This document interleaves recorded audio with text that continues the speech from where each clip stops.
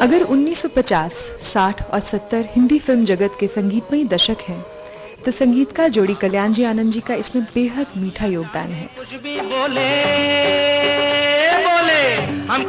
कच्छ से मुंबई पहुंचे ये गुजराती व्यापारी संगीत का कुछ ऐसा स्रोत सहेजे थे कि जल्द ही फिल्म संगीत जगत, जो उस वक्त एस.डी. बर्मन, नौशाद और मदन मोहन जैसे दिग्गजों से सजा था, इन भाइयों के लिए रास्ता बनाने लगा।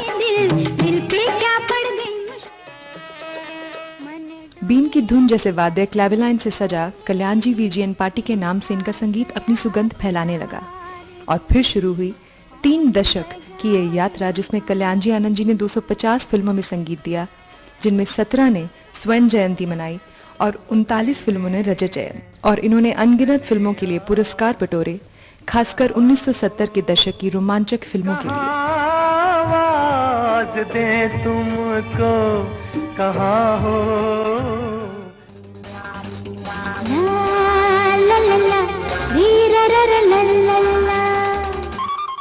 और फिर जब फिल्मी संगीत ने तकनीकी की नई ऊंचाइयों को छुआ, तो कल्याण जी आनंद जी ने नए फनकारों को संगीत की राह डाल फिल्म जगत से जो कुछ पाया था लौटाने का सफर शुरू किया।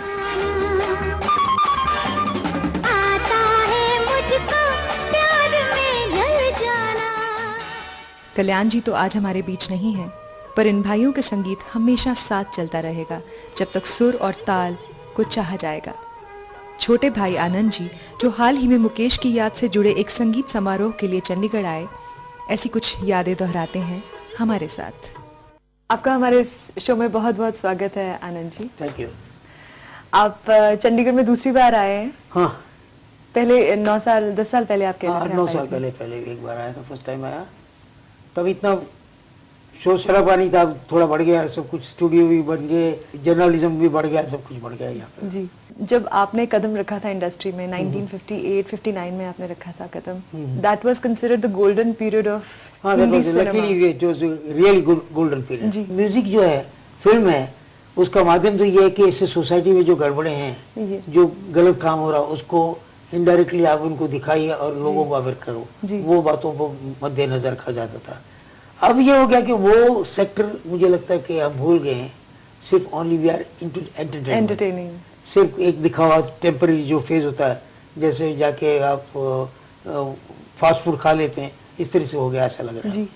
म्यूजिक में भी आपको लगता है किस तरह के चेंजेस आए, जो चेंजेस आपके हिसाब से अच्छे भी हैं और शायद कुछ ज्यादा अच्छे भी नहीं हैं? टेक्निकली हम लोग तो आगे बढ़ गए, बहुत कुछ इजी हो गया। पहले के जमाने के सिंगर आते थे, 2 रिहर्सल करते थे पहले, उसके वर्ड को राइटर के साथ बैठ के पूछते थे कि फिजा मतलब क्या है, अदा मतलब क्या है, इस जगह पे इसका मतलब क्यों करना है। रिहर्सल होने के बाद गाना रिकॉर्डिंग पे जाता था।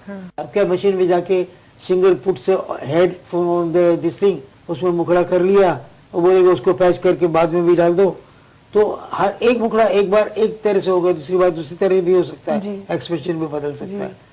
मेल एंड फीमेल के गाने जो होते हैं उसमें मुझे ताजुब ये लगता है कि मेल फीमेल के गाने में मेल आके गा के चला गया, फीमेल आके गा के चला गया। तो एक दिन अलका से मैं पूछ रहा था, मैं बोला अलका तुमको ऐसी पैसों की क्या कमी पड़ेगी कि ऐसे गाने तुमने गाए, गाना ऐसा बेतुका था। तो बोला नहीं भाई हम क्या करें, बोले जब हम जाते तो हमको बोलते हैं ट्रैक लगा हुआ है, बोले 8 बार छोड़ दो पहले हीरो गाने वाला, उसके बाद तुमको हाँ हाँ बोलना है।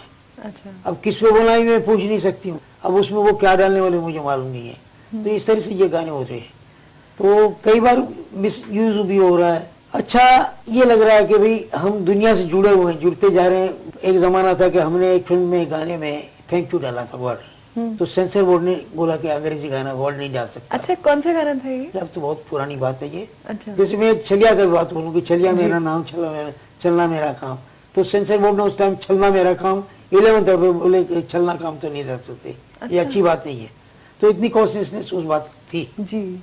अब तो हिंदी की पिक्चरों के इंटरव्यू जो है वो अंग्रेजी में होते हैं, well we have worked very hard in this film and this and that, तो कई बार अप्रोच अलग है, सब कुछ जी।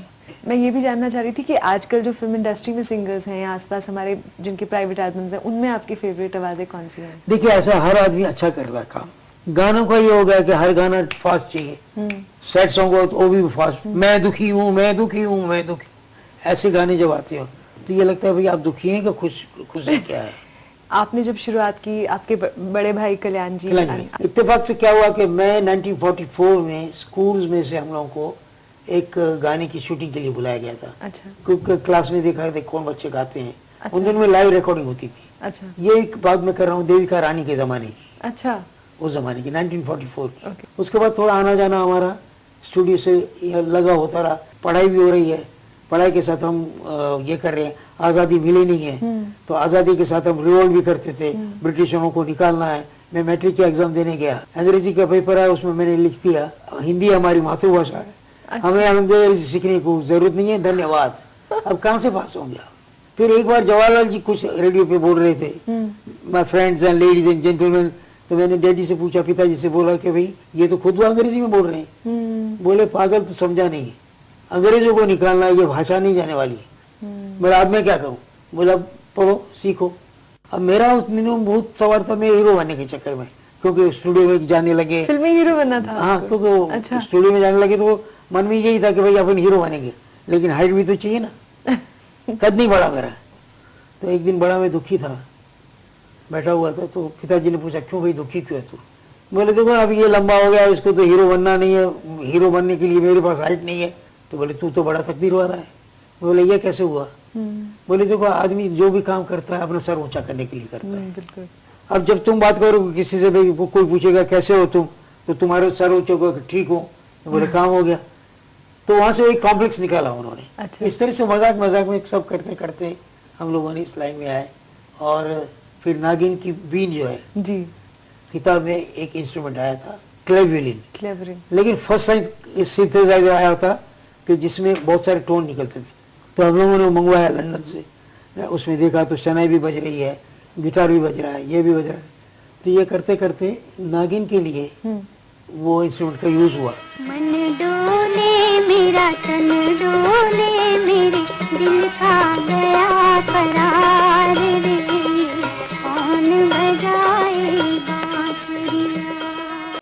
जब तुम्हारा हृदय तोड़ दे, तड़पता हुआ जब कोई छोड़ दे, तब तुम मेरे पास आना प्रिय, मेरा दर खुला है, खुला ही रहेगा। आप दोनों भाई इकट्ठे काम करते थे, इतने सारे गाने बनाने हैं, हर रोज शायद कोई कॉम्पोजिशन क्रिएट करनी है, नई धुनें कहाँ से पैदा होती हैं एक म्यूजिक डायरेक्टर के मन में?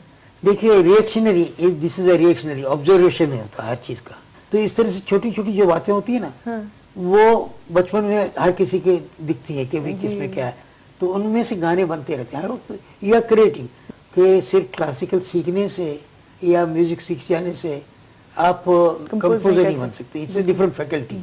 नहीं तो रविशंकर जी, बिस्मिल्लाह खां, ये बड़े कंपोजर गिने जाते, लेकिन वो अच्छे बजाने वाले हुए, लेकिन क्रिएशन करना ये अलग चीज है। बिल्कुल। अब as a composer you think कि आप बहुत सारा म्यूजिक सुनते रहे हैं? देखिए हम लोग इस जो लाइन में आए तो बड़े रिसर्च के साथ आए कि भाई गाना क्यों बनता है। तो समाज में उस दिनों में जो फिल्में बनती थी उसमें क्या होता था, एक कैबरे गाना, एक डिस्को होगा या कोठा होगा, एक भजन होगा, तो उसमें सब रंग आते थे जिससे फैमिली के हर आदमी एक जगह बैठ के देख सकते हैं। हमको शेड अलग मिल जाते थे। Then come to the location. अभी हिमालय की गोद में है, तो हिमालय की गोद में मैं गुजरात टाइप का म्यूजिक दूंगा तो नहीं चलेगा। आसाम में एक गाना हो रहा है, पंजाब जैसा नहीं दे सकते क्योंकि हिली एरिया है, तो वहाँ पे मूवमेंट बड़ी यही होगी, तो वो रिदम इस तरह का करना पड़ेगा। When it come to the Punjab, then डन डन डन डन बड़ा बड़ा विगरस डांस हो सकता है। इसलिए हमारे जो गाने अलग अलग किस्म के, अच्छा, वो ज्यादा इसलिए पसंद आए लोगों को। जैसे खई के पान बनारस वाला, मराठी में गोविंदा हलारे आ रहा है, समझे ना। फिर रामचंद्र कहेगा सिया से ऐसा कल जो आएगा, वो सौराष्ट्र के मंजीरे बजे थे। फिर ये देखेंगे तो हम बोलेगा तो बोलेगा कि वो, तो इस तरह से प्रयोग करते रहे और लोगों ने पसंद किए।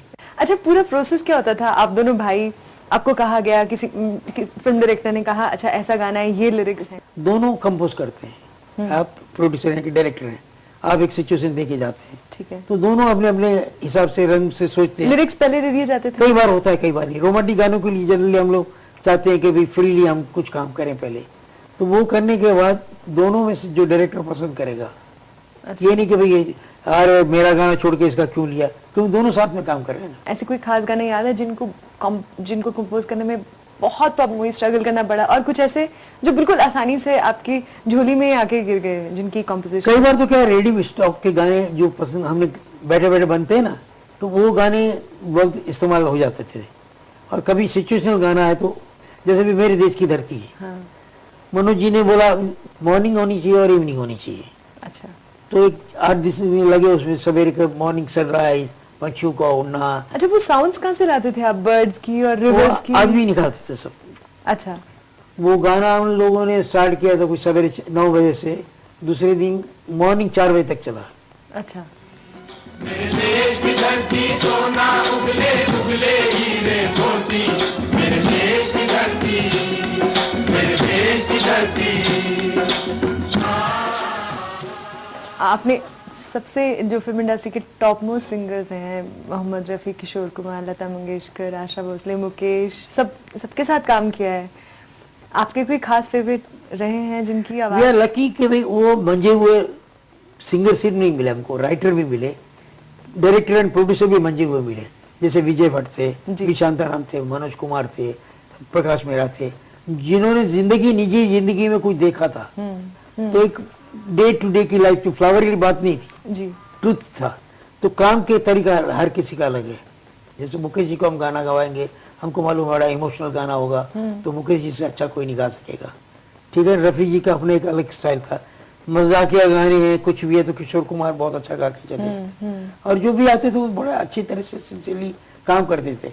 घड़ी को किसी के जेब मैंने देखे नहीं थे कि घड़ी पहन के आते थे।